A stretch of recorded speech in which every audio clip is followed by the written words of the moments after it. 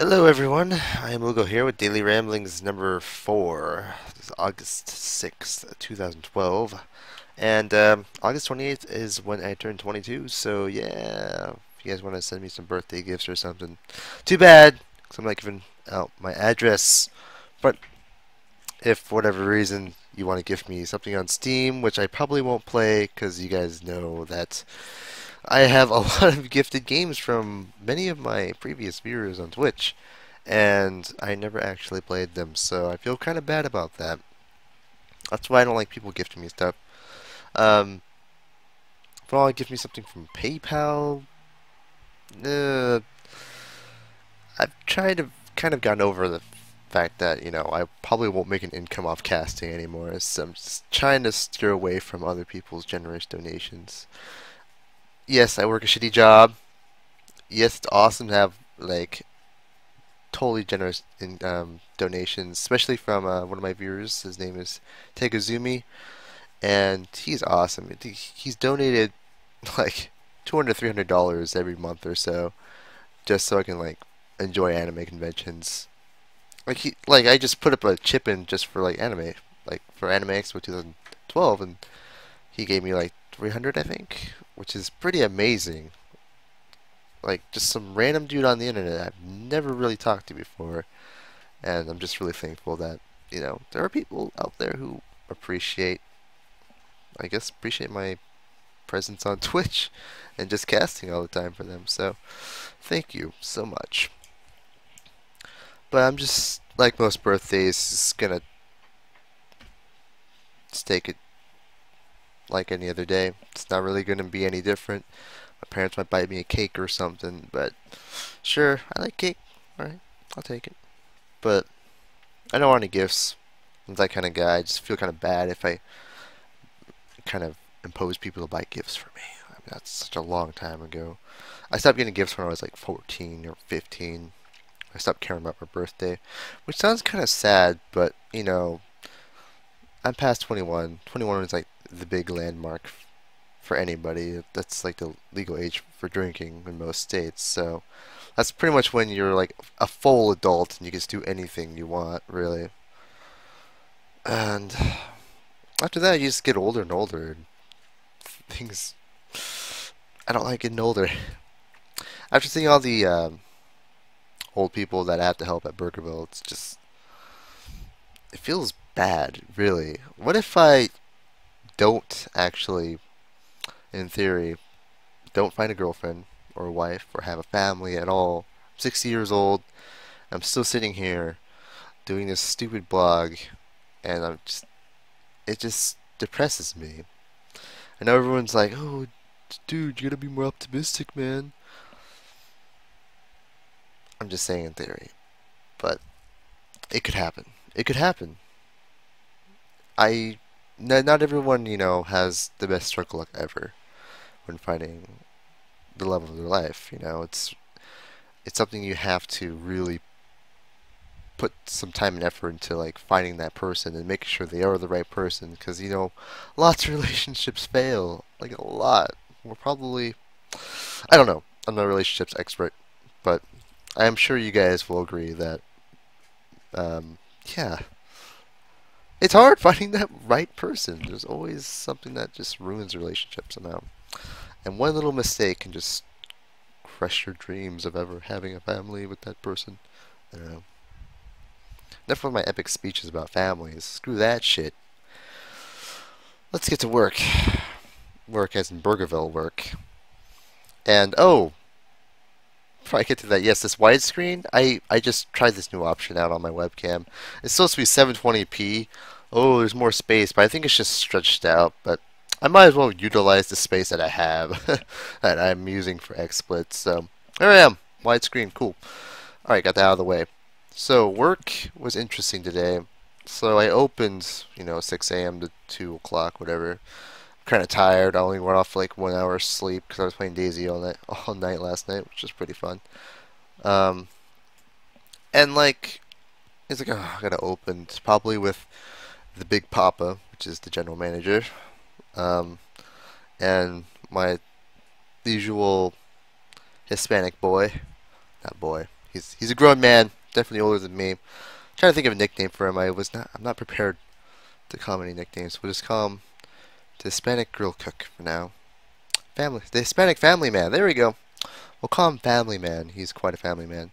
Uh, he's a pretty cool guy, so got nothing against him at all. He's a hard worker. And I just recently found out that he actually has two jobs. He works at Burgerville from Monday to Fridays from 5:30 to 2 o'clock. And then he goes to Taco Del Mar and works there from like 4 o'clock to 8. Every weekday. That's ridiculous. He literally works from 5:30 to 8 o'clock. I just overheard this from a coworker, and my coworker, we'll call him Scapegoat. I'll tell you why later, because he is part of this story later on. I just overheard him talking about it to one of my other coworkers. I'm like, wow, really? Man, family man, really works hard for that money, and I don't really blame him. Like, I always thought, like, oh, there's little things here and there. I'm like, hey, it's kind of lazy from here and there. Like, everyone's lazy. I'm lazy too. But I'm like, man, I wonder why he's being kind of lazy from time to time. And now I understand, dude. That guy is working his ass off, and he's probably lots of kids to feed and stuff. So, props to Family Man. Gotta play some Guile theme if I had it right now, but you guys can probably play it right now. Go ahead. I'll wait. Got the Guile theme playing. All right, stop. That's good enough. So moving on. So yeah, he actually Scapegoat covered the opening grill shift today because Family Man was apparently sick. Who knows if he's lying or not, but it doesn't really matter. So I was like, oh, that's cool. Originally I thought like Scapegoat was like this lazy bum who doesn't deserve the hours he's getting, but he's actually he has fairly good attitude. He's a pretty nice guy, and yeah, he's actually a pretty good worker. He's definitely like I don't know, blew off my expectations over this year. He's only been here for a year, and he's pretty much on par with, or better than most of our grill cooks. But the point is, like, I finally opened up a little bit about how I feel about working at Burgerville. Like, my manager, well, I'm going to call her Miss Blockbuster, because she came from Blockbuster before she came to Burgerville. And she kind of, like, she understood why I'm, like, just kind of fed up with Burgerville in general. And my coworker Scapegoat was just, he does not like Big Papa at all. And, no, actually, I know a few other coworkers who are kind of fed up with Big Papa, and that also can also put me in that group. I'm not a big fan of Big Papa, and is like stuck up like mindset with it policy. So it's like if it's policy, it's policy. There's no exceptions. It's just like sometimes it just doesn't really matter if you follow policy or not. I mean, I kind of understand the business perspective of following policy, but at the same time, there aren't many good examples I can give you guys. But I mean, Big Papa's a pretty nice guy and all, but his working system, like how he works in the restaurant, can be a little frustrating to people. Like, he's probably not as helpful as many of the other managers that run the floor. He's more of an office person, and I don't know, that can be seen as a excuse to not work as hard as us. We have to like clean the pits of the restaurant, and he gets paid 5,000 times more than us probably in a lifetime. And like, yeah, sure, he has to make all the big decisions and stuff and manage like all the managers and the crew together. But that doesn't really excuse you from working as hard as us. Sometimes I don't know. I don't know how to explain it. He's not lazy, but at the same time, he's just not up to our standard, I guess, as a manager. So that's why some people are kind of fed up with him. And we talked about it for like the whole morning, which is really cool because usually when I work with Big Papa, usually the usual team when I open is Big Papa and Family Man. Family Man I don't really talk to because there's that little language barrier going on. I mean, he knows enough English, but not enough where I can like make stupid jokes, really stupid jokes, and I don't know. It's not hard making jokes, but I don't know how to explain it. It just doesn't feel right making jokes around him. You know what I mean? I hope so. I sure hope so. And then Big Papa, he makes me even more uncomfortable because I'm like, oh, I gotta watch my mouth. I can't talk bad about the guests.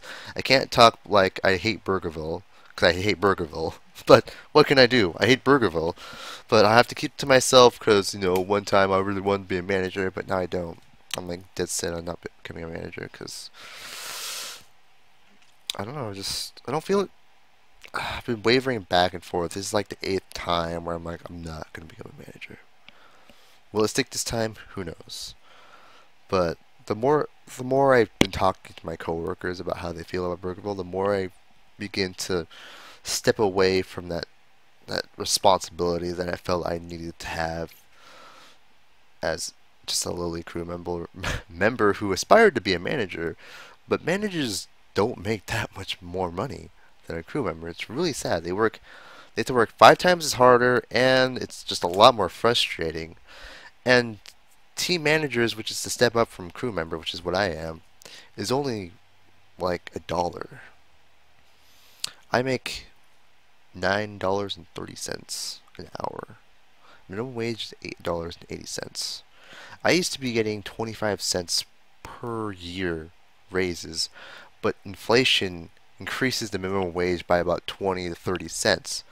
So in reality, I'm not really getting a raise. I'm more getting an inflated wage.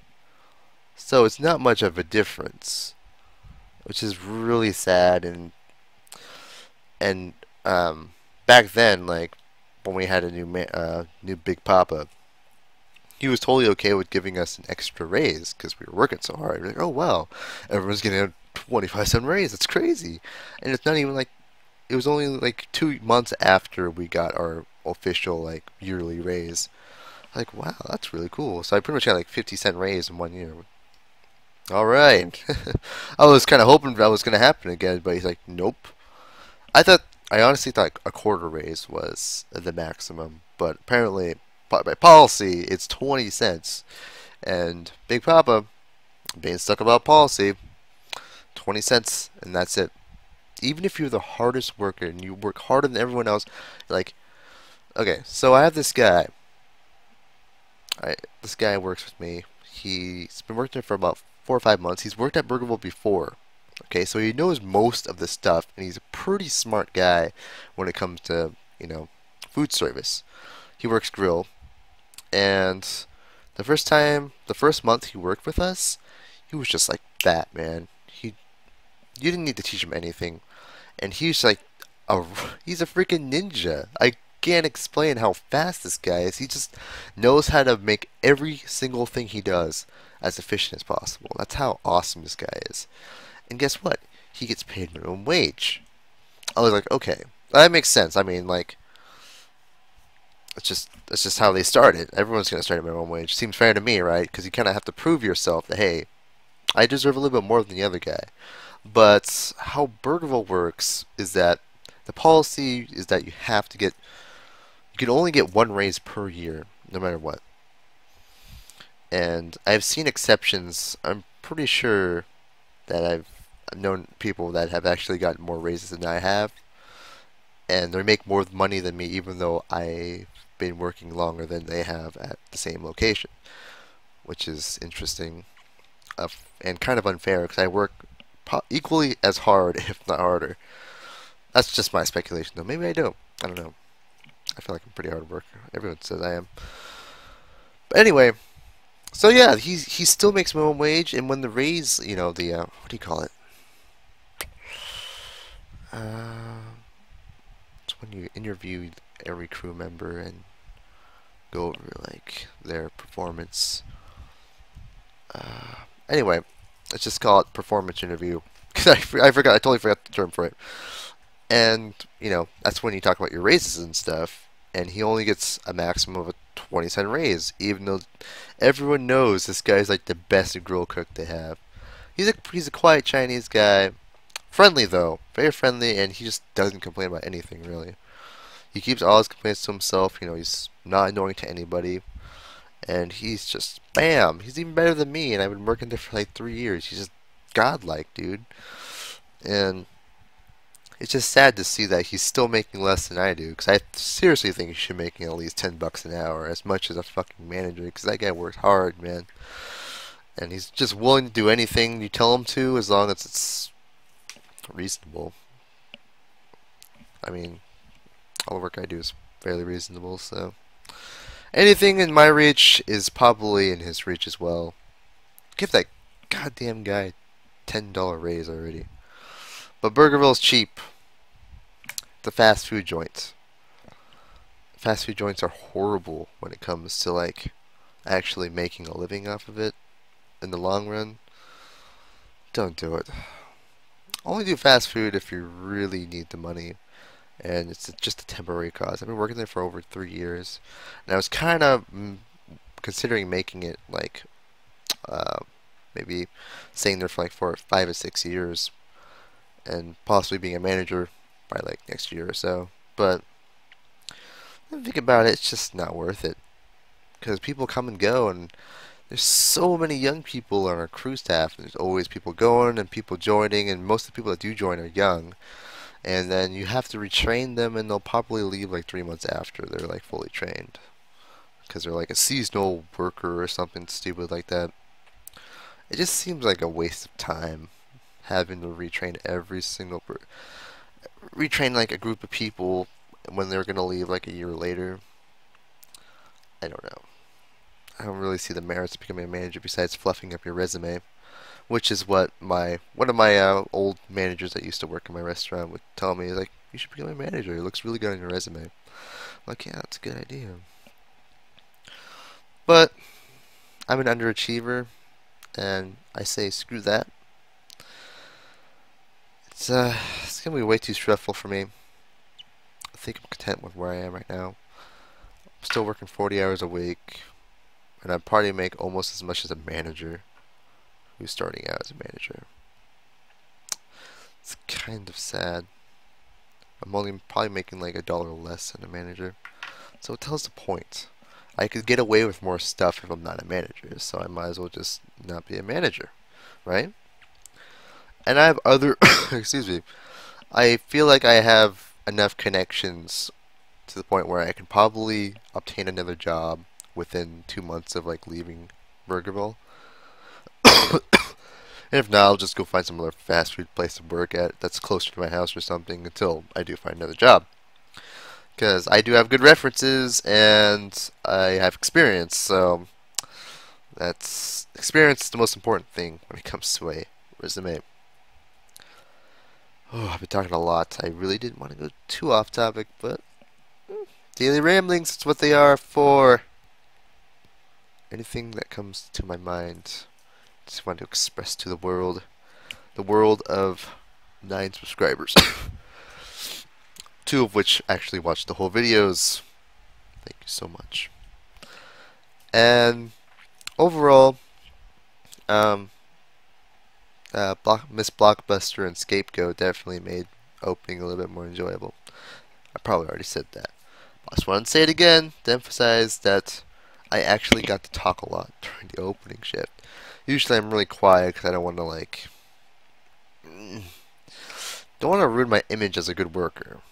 But now I'm becoming more and more of a rebel that expresses his opinion. If I think something's wrong, I'm going to be like, hey, dude, I don't see how that's going to work. And I've actually had one day where my coworker is fed up with him not helping with Big Papa, being fed up with Big Papa not really helping out with like blending milkshakes and preparing milkshakes. He just bags food. And you kind of need the whole meal to get the car out of the drive-thru. You can't just give. If this guy orders a burger and a shake, you can't just give the guy a burger and then expect him to run off. You got to give him the full meal before we can get to the next car, right? Makes sense. But he doesn't really do any shakes, so it's kind of hard when you're the person at the window who has to manage making sure that you get the right food in the bag, handle the right food, get all your soft drinks prepared, as well as the milkshakes, and you have to run back and forth, back and forth, back and forth, and make sure you got everything. And sometimes you just get slammed on milkshakes, and he just doesn't want to help, even though he already has like your whole like 6 or 7 cars with their orders lined up, all their food's bagged up and everything. What if every one of those orders has a milkshake? He's not going to do anything about it. And he's like really like focused on speed of service. He's like, dude, we're gonna get a straight time and a speed of service so we can look good and be the best restaurant ever. Well, he doesn't say that, but I'm definitely exaggerating there. But speed of service, if you really were dedicated, Big Papa, you would do whatever it takes, which means making milkshakes. And my coworker's like, that's dumb. Why doesn't he make milkshakes? So he asked him, so Big Papa, do you not like making milkshakes or something? He's like, no. Then why don't you make milkshakes? You gotta go in order. Make sure the whole first order is complete, including any milkshakes. Then move on. Those milkshakes take a fucking long time to make sometimes. Ugh. I love making desserts. I'm a dessert kind of guy. I love my sweets. But when you have to make 5 milkshakes in less than 2 minutes, screw you. Screw you. You suck ass. So I was wondering, so I understand where my coworker's coming from. Like, I always try to help out with milkshakes where I can, because they are definitely a pretty annoying thing to include in a meal. But I don't know. That wasn't really the example I was looking for, but just something that I really don't like about my system. My the Big Papa's system that he has for Burgerville right now. So I talked back to him, and like, he doesn't want to give breaks out in the middle of a lunch rush, so we have to wait. So the SOS stops at 2 o'clock. The lunch SOS speed service starts from 11 and stops at 2 o'clock. Once 2 o'clock hits, yeah, that's when you can just relax and stock and clean and not worry too much about SOS, because that's when it really matters, because lunch rushes are obviously the busiest rushes. So, but then I argue with my with Big Papa, and I actually convinced him. To give breaks during a lunch rush hour before 2 o'clock if it was slow enough. Because he seemed pretty damn stubborn about his system, but I was feeling like a rebel. I was feeling like Luke from Code Geass. I'm like, nope, doing it my way. And every other manager, I've been like following what I feel makes more sense to me, is what is more efficient, so people can get out on time as scheduled. Because people need time to like do their shit, but he kind of makes people do it at the last minute. Because the system sucks, and every other manager just every other manager besides Big Papa like does it this way, where we give breaks if it's slow enough, so we can get that out of the way.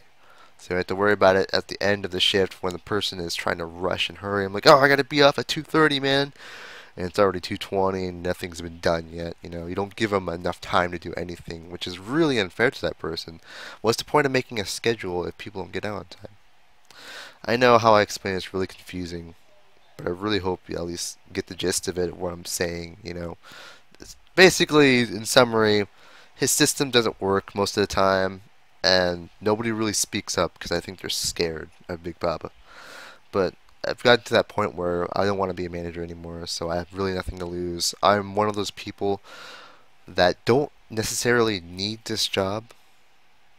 I mean, I do need a job, but not particularly like this shitty job. I could probably find something better, but I'm kind of settling because I do like to support the people there. I like all of my managers besides Big Papa so far, and my coworkers are pretty chill, so I'm kind of content for now. That's why I'm still there. So why not just help my fellow coworkers and managers get an easier time? I've heard a lot of complaints about Big Papa. Someone's gotta step up. So I'm like, I gotta be the good guy here. Even if I look like an asshole to Big Papa, I really have nothing to lose. So, yep, that's my story, and hopefully you'll hear more about it later on. Actually, hopefully you don't hear about it later on. It's kind of annoying talking about work all the time. Uh, this video is so long. Alright, next is the Fate Zero Marathon, which I mentioned in the last ramblings. And it was pretty cool. I got to see like 7 or 8 people from high school that I knew from high school. Only about 5 actually stayed for the whole marathon. The other 5 had to leave early or join in late. But it's cool. We pretty much sat through 25 episodes of Fate Zero in almost one sitting. You know, we had like the obligatory pizza break in the middle of the series. Other than that, it was pretty much non-stop. Sadly, they skipped the openings and endings because I love the songs from Fate Zero. They're very good, but they skipped them over. Even though we didn't skip them on the last marathon that I went to, which was Steins Gate. We listened to the same opening and ending 25 times. I think that's how long Steins Gate lasted. I was like, yeah, Hack to the Gate, so good. I love Ito Kaneko. And the ending song is pretty good too. But, you know, Fate Zero was like, yeah, I love the songs, and they just skipped them. Like, it's cool because I was watching with my friends. Even though we were all really quiet, everyone just agreed. Everyone that was new to the series agreed, like, dude, Kritsuky's freaking badass. I was like, hell yeah, he is. And it's awesome because what I have on my bed right now. Oh crap! Oh crap! This thing's slippery. Is the Kritsugu cosplay costume that I got from, you know, China. Those generic cosplay sites, and it cost me about 130 bucks maybe. And I also bought his contender, his Thompson contender. This is the gun he uses in the series. It's a very cool looking gun. It's gonna be it's just a prop. Doesn't actually shoot anything. It costed me 130 bucks, including shipping. So, $260 for cosplay, guys. I'm pretty dedicated about it. So I'm probably gonna open this up in another video. Oh, I can't wait to wear it. It's gonna be awesome. Just gotta get the shoes for it. Unfortunately, my hair isn't long enough to be a Kiritsugu just yet. I got a haircut like maybe a month ago. I was kind of hoping it would grow back faster, but it's not. And Kumori-con comes up in a month or so, Labor Day weekend. So I got like 20, I don't know, 25 days or so to hope this thing grows back in time. Probably won't, so I'll just do the best I can. Kind of look like Kiritsugu. He's a pretty cool guy. Even though I'm more of a fan of Garya's character, the most tragic character of them all. But it's not really well known since he's not the main character, and I like to be the main character. So Kiritsugu it is. Plus he has a pretty badass gun. I like guns. I like carrying around guns. That's pretty much it. So Fate Zero, yep. Even though there's not really much to say, I was exposed to a lot of Fate Zero at Anime Expo. Wasn't bad watching it again in one sitting. Actually learned a little bit more. I actually noticed some stuff that I missed, and which is good. And I understand Kurotsugu's philosophy so much better after watching it a second time. Because at first I was like, I don't really care about Kurotsugu. He's not that cool of a character. So I didn't really pay attention to his like cutscenes. But now that I'm cosplaying it, I'm like, okay, now I really do have to focus a little bit. Um, Actually, I agree with everything he really does throughout the whole series. Don't worry, I won't spoil any anime stuff in Daily Ramblings, but maybe some of you might enjoy the anime references here and there. And I'm going to start opening this thing, so I'll see you guys in the next video. Thanks for watching Daily Ramblings.